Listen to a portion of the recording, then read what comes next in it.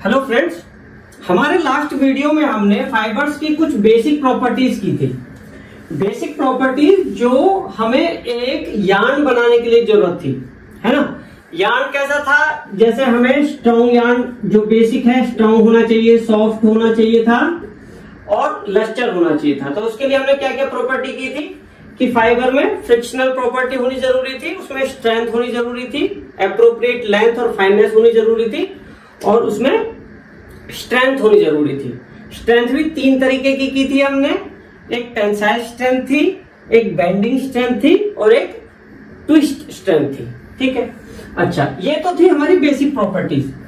लेकिन कुछ प्रॉपर्टीज ऐसी हैं जो यार्न बनाने के लिए नहीं चाहिए होती, बल्कि हमारा जो अल्टीमेट गोल है, जो हमें फैब्रिक में, क्लोथ में जो रिक्वायर्ड प्रॉपर्टीज होती है हमारी रिक्वायरमेंट के हिसाब से, तब फाइबर में क्या क्या प्रॉपर्टी होनी चाहिए। ठीक है, तो हमारा टॉपिक जैसे है कि हमें फॉर एग्जांपल समर वेयर बनाना है, गर्मियों के कपड़े बनाने हैं, तो उसमें हमें किस तरीके के फाइबर लेना चाहिए, यानी कि फैब्रिक में क्या क्या प्रॉपर्टी उस टाइम पे होनी चाहिए।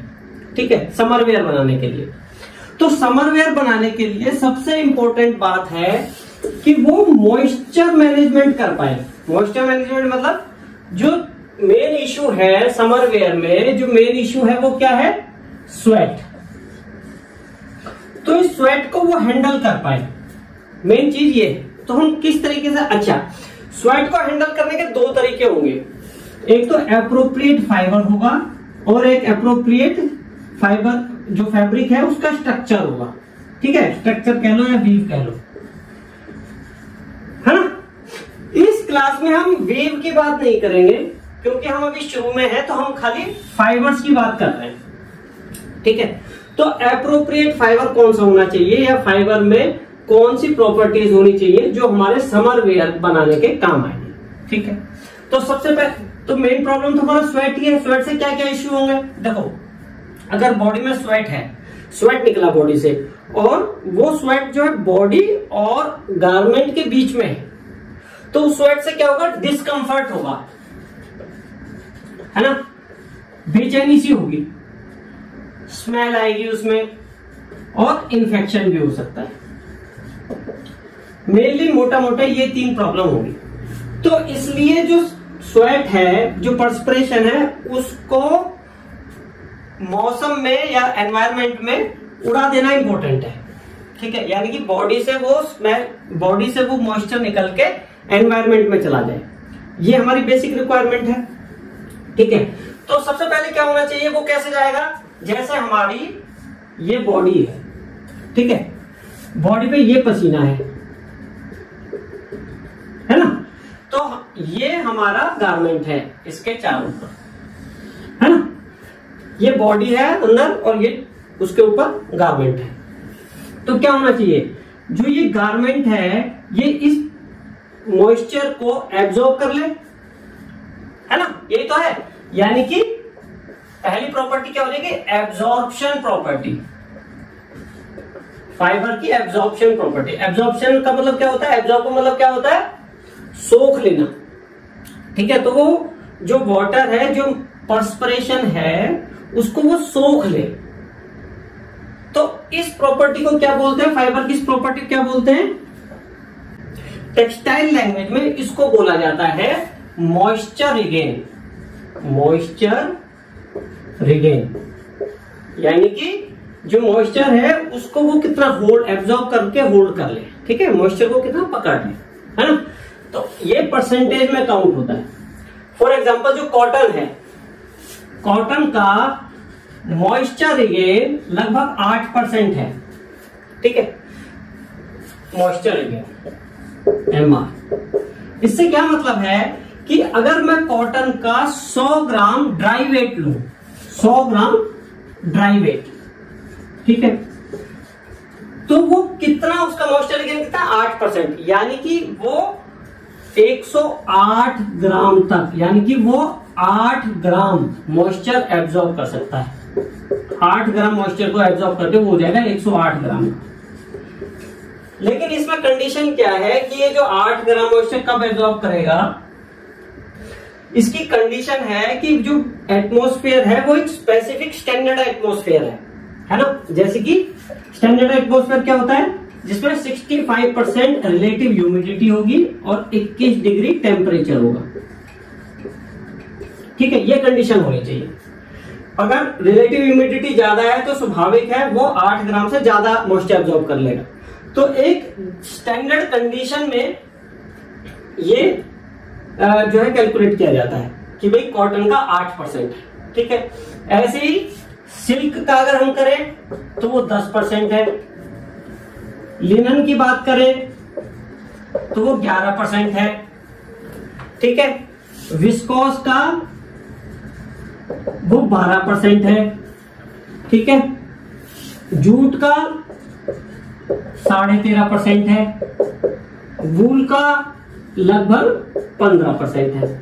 ठीक है, कहने का मतलब यह है कि जो नेचुरल फाइबर्स हैं, चाहे वो प्लांट फाइबर हो चाहे वो एनिमल फाइबर, उनका मॉइस्चर रिगेन अच्छा होता है। यानी कि कॉटन का अच्छा है और बाकी के जो फाइबर्स हैं उनका कॉटन से ज्यादा ही है, कम नहीं है। ठीक है, तो अगर मैं मॉइस्चर रिगेन की बात करूं, मॉइस्चर एब्जॉर्प्शन की बात करूं, तो सारे नेचुरल फाइबर्स अच्छे हैं। अब और प्रॉपर्टीज देखी जाएंगी कि भाई वो फिट होती है या नहीं होती, है ना। जैसे फॉर एग्जांपल जूट है, जूट का मॉइस्चर रिगेन तो कॉटन से ज्यादा है, तो क्या मैं जूट को यूज कर सकता हूं समर वेयर के लिए? नहीं कर सकता, क्योंकि जो जूट है, जूट का स्ट्रक्चर हार्ड होता है ना, तो वो बॉडी को हार्श लगेगा, है ना, सॉफ्ट नहीं है वो, तो इसलिए हम जूट का उपयोग नहीं कर सकते। हाँ, लेकिन जहां तक मॉइस्चर रिगेन की बात है तो मॉइस्चर रिगेन के केस में जूट एप्रोप्रिएट फाइबर है। ठीक है, तो ओवरऑल मैं देखूं तो जो कॉटन है अभी तक इस सिचुएशन में वो फिट है मॉइस्चर रिगेन। ओके, अच्छा, ये तो हो गया मॉइस्चर रिगेन। एक टर्म और होती है moisture content. Moisture content, moisture regain तो होता है जो परसेंटेज निकाली जाती है वो with relation to dry weight निकाली जाती है, यानी कि weight of moisture absorb divided by dry weight of fibre into 100। ये तो है मॉइस्चर रिगेन परसेंटेज। जैसे कि 8 ग्राम उसने वाटर एब्जॉर्ब किया 100 ग्राम ड्राई वेट ने। ठीक है, तो 100 से मल्टीप्लाई किया तो ये आ गया 8% मॉइस्चर रिगेन। मॉइस्चर कंटेंट होता है कि जो dry weight of fibre plus जो उसने वाटर एब्जॉर्ब किया, जो मॉइस्चर एब्जॉर्ब किया है, उन दोनों का कंबाइंड वेट, यानी कि dry weight of fibre plus moisture weight, weight of moisture divided by dry weight of fibre plus moisture weight into 100।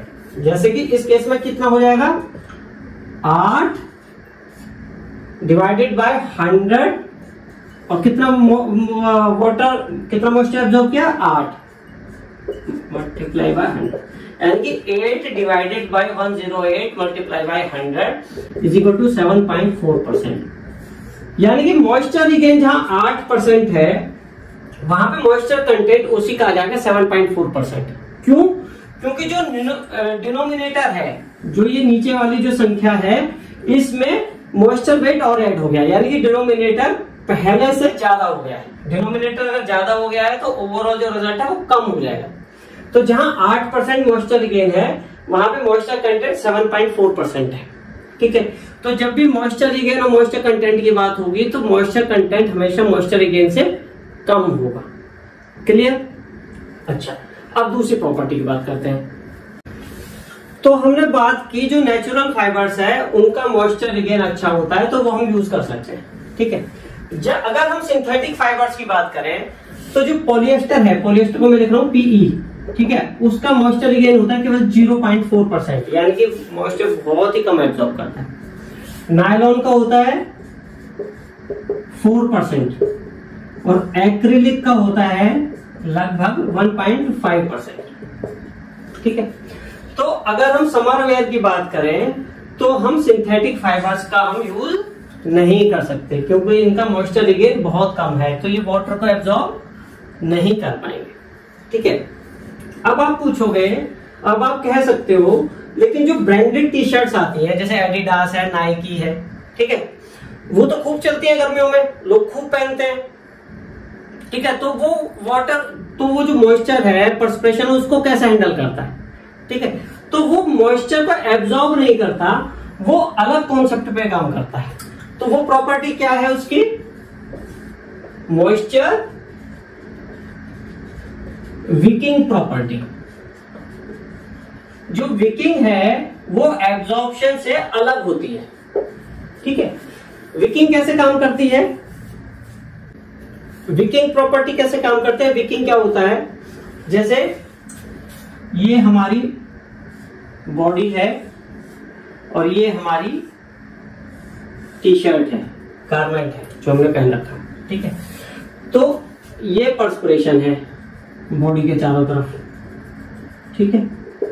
तो जब एब्जॉर्ब होगा तो ये जो है, इसको जैसे ये टच करेगी बॉडी, तो ये जो ये नीचे वाला जो सरफेस है कपड़े का, ये नीचे वाला सरफेस, ठीक है, ये इसको एब्जॉर्ब कर लेगा, पानी को, मॉइस्चर को, ठीक है, एब्जॉर्ब कर लिया।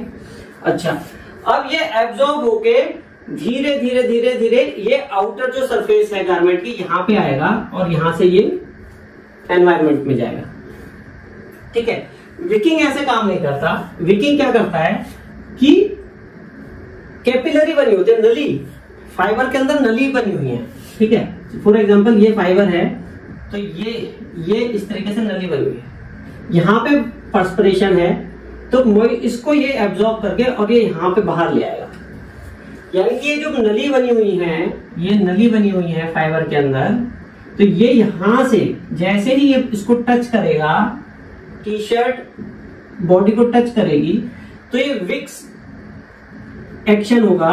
यहाँ पे ये नली बनी हुई है, यहां से ये नाली बनके ये यहां से ये मॉइस्चर आएगा और यहां सरफेस पे आ जाएगा और ये सरफेस पे फैल जाएगा, इस तरीके से काम करेगा।